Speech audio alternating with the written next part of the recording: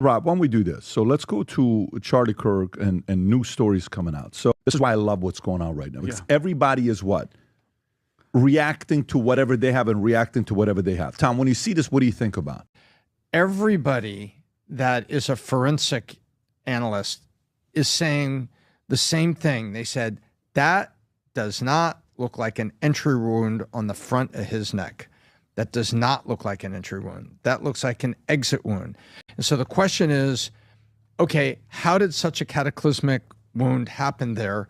This is evidence of what we call a high-speed cavitation event. This is the first frame of that. Frame before this, Charlie's just sitting there. This is the frame of impact. Now, here's what happened. This is immediately before the shot. This is that first frame. So what I did here was in the frame right before Charlie's shot, I just drew a reference. This is the same line copy pasted into exactly the same position because I made sure that you can see here's where the U's are. See where I cut off the F up here. See where the top is. Like I made these frames line up really, really well. So what you can see easily is Charlie's neck is now much outside of the line on the back, way outside of the line on the front.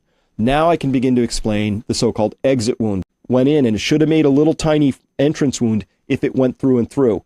It didn't. This round entered, dumped all of its energy into Charlie's body, and it was in the upper body cavity, and you can see his neck expand and his whole upper chest expand. This explains his necklace, which flew off the back of his head. They're shooting the 300 blackout. So what you're about to see is an energetic event that is less violent than what would have happened if even the lightest 30-06 round was used. They did a great job shooting this with an ultra high speed camera, and it looks like this. That's what it looks like when a bullet strikes. All that water has to go somewhere. That's a temporary cavitation. You get this huge expansion because all of the energy of the bullet has to be dumped somewhere. And you can see here, this is the moment of impact. The bullet has just started to enter in. The bullet's actually right about here.